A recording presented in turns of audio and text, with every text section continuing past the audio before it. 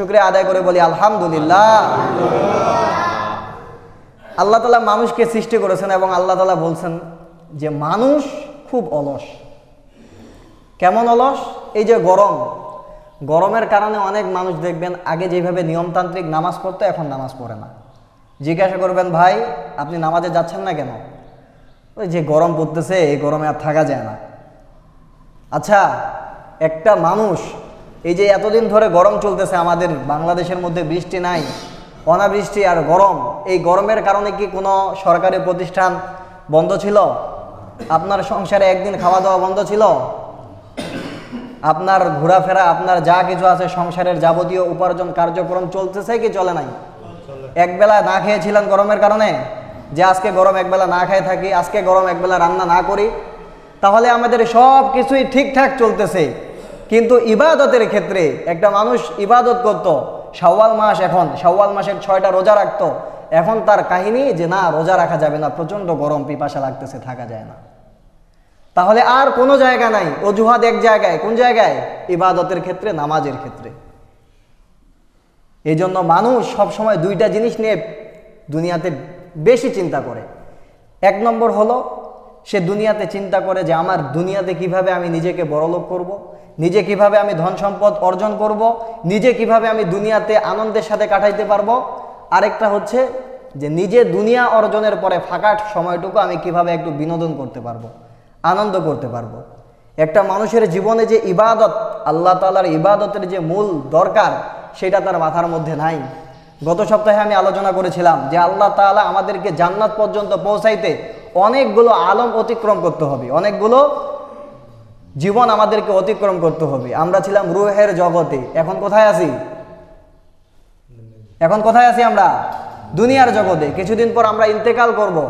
ইন্তেকাল করার পরে আমরা চলে যাব আখিরাতের জগতে, কবরের জগতে, যেটাকে বলা হয় আলমে বারজাখ। এই কবরের জগতের পরে চলে যাব আমরা হিসাব নিকাশের দিবস। এই হিসাব নিকাশের দিবসের পরে আমরা চলে যাব অনন্তকালের জন্য হয়তো জান্নাতে অথবা জাহান্নামে। তো জান্নাতে এবং জাহান্নামে যে আমাদেরকে দিবে, কিসের উপর বিবেচনা করে বলেন? এই দুনিয়ার উপর। দুনিয়াতে বান্দা কতটুকু আমল করছে, অথচ এই দুনিয়াতে আমরা আমল নাই, কোনো কিছুই নাই। আমাদের দুনিয়াতে কাজ চিন্তা হলো যে আমরা কিভাবে নিজেদের দুনিয়াটা সুন্দর করতে পারি, আর ফাঁকার সময়টুকু আমরা কিভাবে অনর্থক রং তামাশার মধ্যে আমরা কাটাইতে পারি। এই চিন্তা যদি আমাদের থাকে, বিশ্বাস করেন মৃত্যুর পরে আমাদের জান্নাত আশা করা যায় না। মৃত্যুর পর আমরা জান্নাত আশা করতে পারি না। আজকে আমরা দুনিয়াতে এমন লোকের সাথে আমরা সময় দিই, যার সাথে সময় দিলে 3 ঘন্টা সময় দিচ্ছেন, অথচ আল্লাহ তাআলা বলেন যে একটা বার সে তোমাকে নামাজের জন্য একবার আহ্বান করলো না, একবারও আল্লাহর কথা বললো না। এমন ব্যক্তির সাথেই আজকে আমাদের সম্পর্ক। এই জন্য আল্লাহ তাআলা কোরআন পাকের মধ্যে বলেন, ফালা তুতি' মান আগফালনা কলবাহু আন যিকরিনা।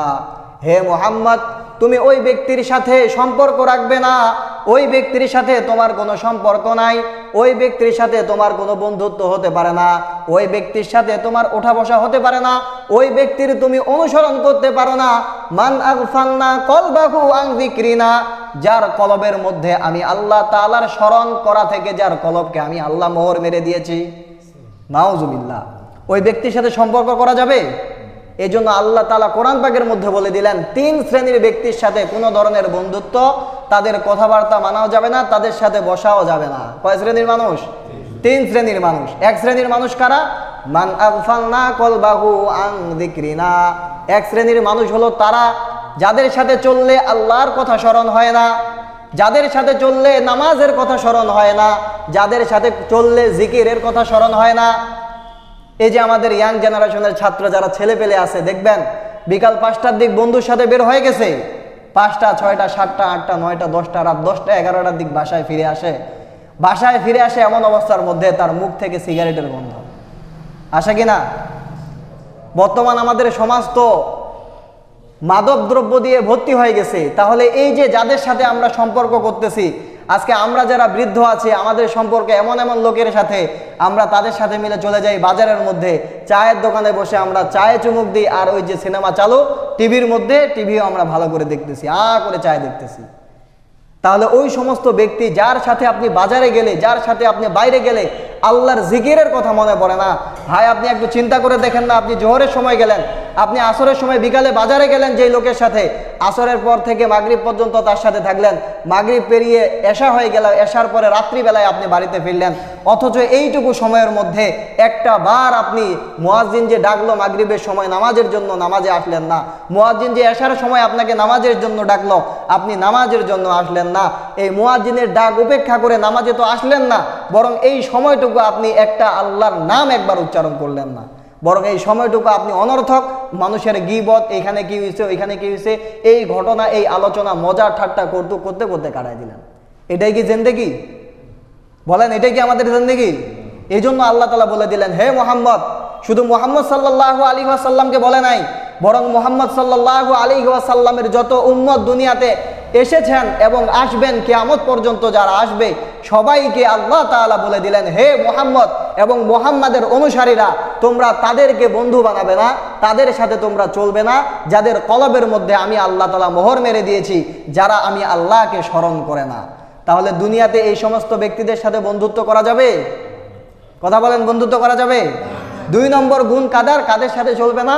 ওয়াত্তাবা হাওয়া, ওই সমস্ত লোকদের অনুসরণ করবে না যেই মানুষটা দুনিয়াতে তার প্রবৃত্তির অনুসরণ করে। একটা হচ্ছে প্রবৃত্তির অনুসরণ করা, আরেকটা হচ্ছে আল্লাহর হুকুম দুনিয়াতে বাস্তবায়ন করা। আল্লাহ হুকুম দুনিয়াতে আল্লাহ তাআলা বলেছেন যে তুমি চুরির কাছে যাও না, তুমি জেনার কাছেও যেও না। আর এই লোক দুনিয়াতে কি করে? ওয়াত্তাবা হাওয়া, সে তার মন খাইয়ে জিন্দেগি চলে। আচ্ছা বলেন তো, মুসলমানরা কি মন খাইয়ে জিন্দেগি চলতে পারে? কেন? কারণ মুসলমানরা তাদের জান মাল সবকিছুই আল্লাহর কাছে আগে বিক্রি করে দিছে। ইন্নাল্লাহা আশতারা মিনাল মুমিনিনা আনফুসাহুম ওয়া আমওয়ালাহুম বিআন্না লাহুমুল জান্নাহ। মহান আল্লাহ তাআলা মুমিনদের কাছ থেকে, মুসলমানদের কাছ থেকে তাদের জান এবং মাল ক্রয় করে নিয়েছেন, বিনিময়ে তাদেরকে কি দিবেন? আল্লাহ তাআলা জান্নাত দিবেন। তাহলে আমরা তো আমাদের জান এবং আমাদের মাল আল্লাহর কাছে বিক্রি করে দিছি, কিসের বিনিময়ে? জান্নাতের বিনিময়ে। তাহলে যেই আল্লাহর কাছে আমরা জান এবং মাল বিক্রি করে দিলাম, বিক্রি করে দেওয়ার পরে আমরা গোলাম, এই গোলাম কি এখন নিজের মন মতো চলতে পারবে? তাহলে যেই মুসলমান নিজের মন মতো চলে ও কোনোদিন কামিল মুসলমান হতে পারে না। পারে? এই জন্য শায়ের বলেন, মুসলমানি বুয়াদগার দান নিহাদান, মুসলমানি বুয়াদগার দান নিহাদান, এনানে খুদ বদস্তে খাজেদাদান। মুসলমান হলো ওই ব্যক্তি যে যার ইচ্ছা লাগাম চাহা যা কিছু আছে সব কিছুই ইসলামের হাতে তুলে দেয়। ইসলাম নামক যেই চাবুক আছে, যেই রশি আছে, সেই রশির মধ্যে সে বেঁধে দেয়। এই জন্য একটা মানুষ যখন মুসলমান বলে দাবি করে, তার সব কিছুই হবে আল্লাহ চাওয়া। মন চাহি জিন্দেগি না, জিন্দেগি বে হয় রব চাহি জিন্দেগি। আমার মন যা চায় আমি তা করতে পারবো না, আমার রব যা চায় আমি তাই করব, এটাই হলো আমার জীবন। এই জন্য আল্লাহ তাআলা বলে দিলেন, হে দুনিয়ার মানুষ, ওয়ালা তুতি আমান আগফালনা কলবাহু আন যিকরিনা ওয়াত্তাবা হাওয়াহু, এবং তুমি দুনিয়াতে ওই ব্যক্তির অনুসরণ করবে না, ওই ব্যক্তিকে নিজের বন্ধু বানাবে না, ওই ব্যক্তির সাথে তুমি সম্পর্ক রাখবে না।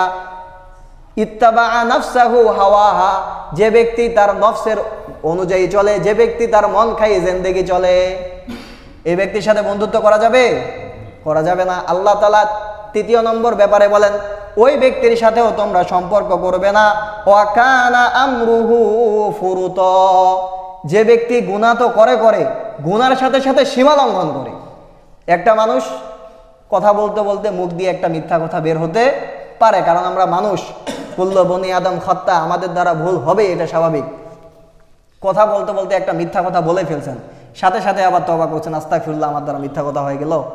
কিন্তু লাগাতার 20 বছর 30 বছর 40 বছর হায়াত মিথ্যা বলেই আসতেছে, দোকান করতেছে, বিক্রি করতেছে, 3 নম্বর জিনিস বলতেছে, 1 নম্বর বাজারের সেরা মাল এটা, ওজনের মধ্যে বরাবর কম দিয়ে আসতেছে, অন্যের জমি ঠেলে ঠেলে খাইতেই আছে, ভাই বোনের হক নষ্ট করতেই আছে।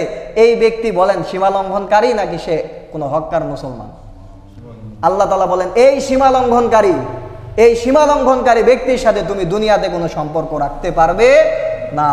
এই ধরনের ব্যক্তি, এই 3 শ্রেণীর ব্যক্তির সাথে যদি কেউ সম্পর্ক রাখে, তাহলে তার সাথেও তার হাসর নাসর কিয়ামতের দিন হবে জাহান্নাম।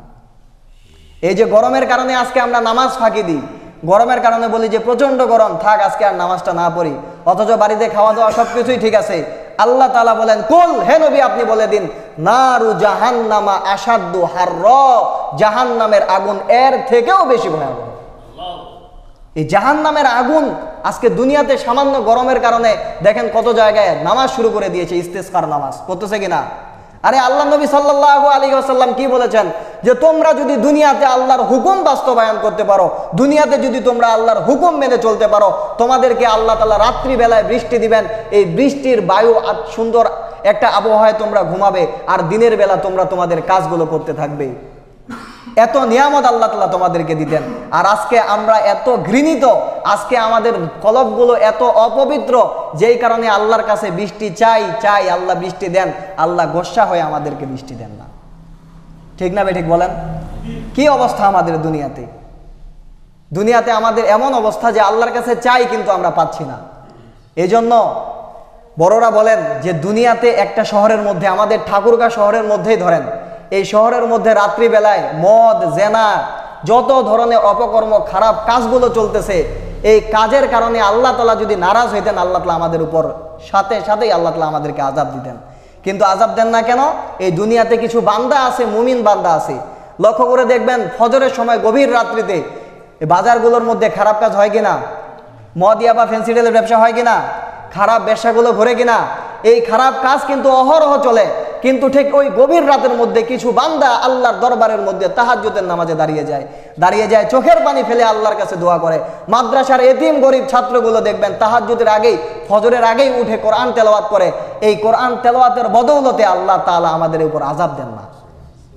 এই জন্য আল্লাহ নবী সাল্লাল্লাহু আলাইহি ওয়াসাল্লামের কাছে এক ব্যক্তি আসলেন, দুই ভাই তারা, বড় ভাই আসছে, আসে বলতেছে, ইয়া রাসূলুল্লাহ, এই যে আমার ছোট ভাই, এ তো আমার সাথে কোনো কাজই করে না, সারা দিন আপনার এখানে পড়ে থাকে, সারা দিন এই হাদিস এগুলা চর্চা করে, আমার একাই দুনিয়াতে এই কাজ কারবার করা আমার জন্য কষ্টকর হয়ে যাচ্ছে। আল্লাহ নবী সাল্লাল্লাহু আলাইহি ওয়াসাল্লাম বললেন, লাআল্লাকা তুরজাকু বিহি, হে সাহাবী শুনে রাখো, এই সাহাবী যে আমার ইবাদত করতেছে, এই সাহাবী যে কোরআন হাদিস পড়তেছে, এর বদৌলতে আল্লাহ তাআলা তোমাকে রিজিক দিচ্ছেন।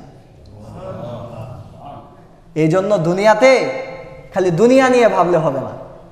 এই যে আল্লাহ তাআলা কি বলেছেন, যহারাল ফাসাদু ফিল বাররি ওয়াল বাহরি বিমা কাসাবাত আইদিন নাস, দুনিয়াতে যত ধরনের বালা মুসিবত আসে সব কিছু আল্লাহ তাআলা বলেছেন মানুষের দুই হাতের কামাই। মানুষ যা কামাই করে এই কামাই সে পায়। এই জন্য দুনিয়াতে খালি দুনিয়ার নিয়ে চললে হবে না, বরং আল্লাহ তাআলার কাছে নিজের গুনাহ ক্ষমা চেয়ে নিতে হবে। তিনজন বন্ধু হাদিসের মধ্যে আছে, নেক আমল করলে না আজকে আমরা নেক আমল দিয়ে আল্লাহর কাছে ওসিলা করতে পারি। তিন বন্ধু এক পাহাড়েময় রাস্তা দিয়ে হেঁটে যাচ্ছেন, হাদিসের কথা, এমন সময়ের মধ্যে প্রচণ্ড বৃষ্টি, তিন বন্ধু মিলে একটা গুহার মধ্যে আশ্রয় নিচ্ছে। নবী সাল্লাল্লাহু আলাইহি ওয়াসাল্লাম বলেন, হঠাৎ করে বিশাল একটা পাহাড়, একটা পাথর ওই গুহার মুখের মধ্যে এসে এই মুখটা বন্ধ হয়ে গেছে, অন্ধকার, কিছু দেখা যায় না, তিন বন্ধু ভিতরে, বাঁচার কোনো জায়গা নাই। বিশাল পাথর তিনজন হাত দিয়ে ঠেলে কি সরাইতে পারবে না। এমন পরিস্থিতির মধ্যে তিনজন বন্ধু বলতেছে, চলো আমরা আল্লাহর কাছে ওসিলা করে দোয়া করি, দুনিয়াতে আমরা যে যা আমল করেছি আল্লাহর কাছে একটু চাই, যে আল্লাহ আমি দুনিয়াতে এই আমলটা করেছি, এই ওসিলা আমাকে মাফ করে দাও। প্রথম বন্ধু আল্লাহর কাছে দোয়া করলেন, ইয়া রব্বাল আলামিন, আমার বৃদ্ধ বাবা মা ছিল, আমার একটা বকরি ছিল, আমি ওই বকরি থেকে দুধ এনে সর্বপ্রথম আমার বৃদ্ধ বাবা মাকে খেতে দিতাম, তারপর আমরা খেতাম। আমি আমার বাবা মাকে না খাওয়াই কোনোদিন নিজেও খাইনি, আমার বাচ্চাদেরকেও দুধ খাওয়াই নাই। হে আল্লাহ, আমার এই আমলটুকু যদি আপনার কাছে পছন্দনীয় হয়, তাহলে এই আমলের ওসিলা করে আপনি এই পাথরটা একটু সরায় দেন। আল্লাহ তাআলা সাথে সাথে ওই বান্দার আমলটা কবুল করে, ওই বান্দার দোয়া কবুল করে পাথরটা একটু সরায় দিলেন। সুবহানাল্লাহ। পাথর আল্লাহ তাআলার হুকুম শুনে কি শুনে না? আগুন আল্লাহ তাআলার হুকুম শুনে কি শুনে না? হযরত ইব্রাহিম আলাইহিস সালামকে যখন আগুনের মধ্যে নিক্ষেপ করা হয়, আল্লাহ তাআলা হুকুম করে দিলেন, অর্ডার দিয়ে দিলেন, ইয়া নারু কুনি বারদান ওয়া সালামান আলা ইব্রাহিম, হে আগুন তুমি আমার ইব্রাহিমের জন্য ঠান্ডা হয়ে যাও। সুবহানাল্লাহ বলতে আমাদের কষ্ট। পাথরও আল্লাহ তাআলার কথা শুনে, আগুনও আল্লাহ তাআলার কথা শুনে, প্রত্যেকটা মাখলুকাত আল্লাহ তাআলার কথা শুনে, শুধু আল্লাহ তাআলার কথা শুনে না মানুষ আর জিন জাতি। এই জন্য মানুষ এবং জিন জাতির জন্যই আল্লাহ তাআলা বলতেছেন, ওয়ালাকাদ যারানা লিজাহান্নামা কাসীরাম মিনাল জিন্নি ওয়াল ইনস, আমি অধিকাংশ মানুষ এবং জিন জাতির জন্যই জাহান্নামকে তৈরি করেছি। তাহলে জাহান্নাম ভর্তি করবে কাদের দ্বারা? গরু ছাগল দিয়া না মানুষ দ্বারা? কোন মানুষ দ্বারা? ওই আমাদের মতো মানুষ রূপী যারা দুনিয়া নিয়ে আমরা চিন্তা ভাবনা করি, আমাদের চিন্তাই হচ্ছে দুনিয়া। তো প্রথম বন্ধু দোয়া করলো আল্লাহ তাআলার কাছে, আল্লাহ তাআলা তার দোয়া কবুল করে নিলেন। দ্বিতীয় বন্ধু আল্লাহ তাআলার কাছে দোয়া করলেন, ইয়া রব্বাল আলামিন। দ্বিতীয় বন্ধু আল্লাহ তাআলার কাছে দোয়া করলো যে আমি একটা দুনিয়ার মধ্যে নেক আমল করেছি, ওই নেক আমলের ওসিলা করে আপনি আমাকে ক্ষমা করে দেন, পাথর একটু সরায় দেন। আল্লাহ তাআলা তার দোয়াও কবুল করলেন, পাথরটা একটু সরায় দিলেন। সুবহানাল্লাহ। তৃতীয় বন্ধু দোয়া করলেন, হে আল্লাহ, আমার একটা চাচাতো বোন ছিল, অনেক সুন্দরী বোন, আমার খুব খাহেশ ছিল তার প্রতি যে আমি তার সাথে খারাপ কাজের মধ্যে লিপ্ত হব। একটা পর্যায়ে আমার ওই বোন আমাকে একটা প্রস্তাব দেয় যে তুমি যদি 1000 দিনার মুদ্রা, 1000 যদি দিনার যদি স্বর্ণ মুদ্রা তুমি আমাকে দিতে পারো তাহলে আমি রাজি আছি। বুঝছেন তো? 1000 যদি স্বর্ণ মুদ্রা আমাকে দাও তাহলে আমি তোমার সাথে খারাপ কাজ করতে রাজি। আমি ওই 1000 স্বর্ণ মুদ্রা অনেক কষ্ট করে জোগাড় করেছি। যখন আমি 1000 স্বর্ণ মুদ্রা জমা করার পরে তার হাতের মধ্যে দিয়েছি, যখন তার সাথে খারাপ কাজ করার জন্য তার কাছে গিয়ে বসেছি, এমন সময়ের মধ্যে সে আমাকে বলেছে, হে আল্লাহর বান্দা, তুমি আল্লাহকে ভয় করো। যদিও এখন তুমি আমার সাথে খারাপ কাজ করলে দুনিয়ার কেউ দেখবে না, কিন্তু দেখবে কে? একজন দেখতেছেন, তিনি আল্লাহ। আমি ওই সময়ের মধ্যে আপনি আল্লাহকে ভয় করে সাথে সাথেই আমি খারাপ কাজ ছেড়ে চলে এসেছি এবং 1000 স্বর্ণ মুদ্রাও আমি আর নিয়ে আসি নাই, সাথে সাথে ওই জায়গা থেকে আমি দৌড়ে চলে এসেছি। হে আল্লাহ, আমার যদি ওই নেক আমলটুকু আপনার কাছে পছন্দ হয়, আমার ওই আমলটা যদি আপনার কাছে পছন্দ হয়, তাহলে ওই আমলের বদৌলতে আজকে আপনি আমাদেরকে নাজাত দিয়ে দেন। সাথে সাথে ওই পাথরটুক যতটুকু সরা ছিল, পুরা পাথর আল্লাহর হুকুমে সরে গেছে। সুবহানাল্লাহ। এই জন্য মানুষ যদি দুনিয়াতে গুনাহ বর্জন করে, একটা হচ্ছে আগেই বললাম, একটা হচ্ছে মন চাই জিন্দেগি, আরেকটা হচ্ছে রব চাই জিন্দেগি। আল্লাহ চায় বান্দা তুমি নেক আমল করো, আমার জান্নাতে আসো। আর আমার মন আর আমার শয়তান বলে যে তুমি নেক আমল করিও না, এখন দুনিয়াতে মজা নাও আর অনন্তকাল জাহান্নামের মধ্যে পড়ে থাকো। তাহলে আমাদেরকে ভালো কে বাসেন, শয়তান না আল্লাহ? শয়তান আমাদেরকে খারাপ কাজে ফুসলায়। আল্লাহ তাআলা বলেন, ইন্নাশ শাইতানা লাকুম আদুউম মুবিন। হে দুনিয়ার মানুষ, শয়তান হলো তোমার প্রকাশ্য দুশমন। আপনারা কেউ শয়তান দেখছেন? শয়তান দেখছেন? আমি তো দেখছি। আপনারা দেখেন নাই? শয়তান দেখেন নাই? শয়তান কে? যার উপর শয়তান সওয়ার করে সেই শয়তান। রাস্তা দিয়ে যাবেন, দেখবেন উন্না ছাড়া চুল খুলে যে মেয়েগুলা হাঁটতেছে, ওইটাই শয়তান। তার দিকে তাকাইলে তো আপনার গুনাহ হয়। যেই বন্ধু আপনাকে খারাপ কাজের মধ্যে নিয়ে যায়, যেই বন্ধুর সাথে চললে নামাজের কথা আপনার স্মরণ হয় না, যেই স্ত্রীর সাথে ঘুমাইলে ফজরের সালাত আপনি কাজা করে ফেলেন, ওই স্ত্রী হলো তো আপনার শয়তান। যেই বন্ধুর সাথে আপনি চলেন, ওই বন্ধুই তো আপনার শয়তান। যেই মহিলার দিকে তাকাইলে, রাস্তা দিয়ে হাঁটতে গেলে আপনার চোখে গুনাহ হয়, ওই তো হলো শয়তান। তাহলে আপনি শয়তান দেখেন নাই? আল্লাহ তাআলা তো নিজেই বললেন, ইন্না শাইতানা লাকুম আদুউম মুবিন। শয়তান হলো তোমাদের প্রকাশ্য দুশমন নাকি গোপন দুশমন? কি দুশমন বলছে আল্লাহ তাআলা? প্রকাশ্য দুশমন। তাহলে যেই জিনিসটা প্রকাশ্য সেটা দেখা যায় না, তাহলে শয়তানকে আপনারা দেখছেন কিনা? তাহলে এই শয়তান থেকে দূরে যাইতে হবে কিনা? আপনার সন্তান কিভাবে ফজরের সালাত কাজা করে, কিভাবে আপনি ওই শয়তানের জন্য সারা দিন রাত একাকার করে কামাই অর্জন করতেছেন, আপনার রক্তকে পানি করতেছেন, যে সন্তানের জন্য সেই সন্তান আপনার 5 ওয়াক্ত নামাজ পড়ে না, আপনি কিসের বাবা হইলেন? তাহলে তো আপনি বাবা নামের কলঙ্ক। হয়তো কথাগুলো খারাপ লাগতেছে, কিন্তু এটা বাস্তব। কিয়ামতের দিন আল্লাহ তাআলা ধরবেন, এই সন্তান আমাদের আমানত, আপনার স্ত্রী আপনার কাছে আমানত। আপনার স্ত্রী বেপরদা চলে, আপনি কিসের স্বামী হইলেন? আপনার স্ত্রী বেপরদা চলতেছে, আপনার স্ত্রী নামাজ পড়ে না, আপনি তার হাতে খানা কিভাবে খান? বিবেক কি আমাদের প্রশ্ন করে না? কিয়ামতের দিন আল্লাহ তাআলা কি এই জন্য আমাদেরকে পাকড়াও করবে কি করবে না বলেন তো? হয়তো কথাগুলো খারাপ লাগতেছে, কিন্তু এগুলাই বাস্তব। এই জন্য আসুন, দুনিয়া নিয়ে ভাবে লাভ নাই। হয়তো দুনিয়ার জামানা, আল্লাহ তাআলা যখন আমাদের মাতৃগর্ভে আমরা ছিলাম, তখনই আল্লাহ তাআলা আমাদেরকে 3টা জিনিস দিয়ে দিয়েছেন। কয়টা জিনিস? আমরা দুনিয়াতে কতদিন আমরা হায়াত পাবো, আমরা দুনিয়াতে কি খাবো, কি আমল করব। তাহলে দুনিয়াতে খাওয়ার চিন্তা আমাদের করে লাভ আছে? আপনারা এখানে আমরা যারা আছি, সৌদি আরব কয়জন গেছি, আমরা আফগানিস্তান কয়জন গেছি, অথচ দেখেন যে সৌদি আরবের কাপড় আমরা পরতেছি, পরি কিনা? সৌদি আরব আফগানিস্তান থেকে যে মশলাগুলো আসে, সৌদি আরব থেকে যে খেজুরগুলো আসে, সেগুলো আমরা খাই কিনা? বলেন খাই কিনা? তাহলে যেই জায়গায় আমরা যাইনি, সেই জায়গা থেকে রিজিক আমার কাছে ছুটে এসেছে, অথচ আমি দুনিয়াতে কি করতেছি? রিজিকের পিছনে দৌড়ালে লাভ নাই, রিজিক আপনার পিছনে দৌড়াবে। কারণ আল্লাহ তাআলা বলছে যে রিজিক না ভক্ষণ করে তুমি দুনিয়া থেকে যাবা না, আপনার রিজিক যতটুকু আছে আপনি খাবেন, তারপর আপনি মরবেন। এই জন্য আসুন দুনিয়াকে বর্জন করি এবং আখেরাতের জন্য আমরা সঞ্চয় করি, এবং যেই সমস্ত মানুষদের সাথে চললে আমাদের গুনাহ হয় এই সমস্ত মানুষদেরকে আমরা বর্জন করি। এই জন্য শায়ের বলেন, ইয়ারে বদ বদ তরবুয়াদ আজমারে বদ, আয় বেরাদার দূরে বাসাদ ইয়ারে বদ, ইয়ারে বদ বদ তরবুয়াদ আজমারে বদ। একজন খারাপ বন্ধু বিষাক্ত সাপের থেকেও খারাপ। কারণ একটা বিষাক্ত সাপ আপনাকে দংশন করলে আপনি হয়তো মারা যাবেন, কিন্তু আপনার বিষাক্ত বন্ধু যদি থাকে, ওই বন্ধু আপনাকে তো মারবে, সাথে সাথে আপনার ঈমানও নষ্ট করবে।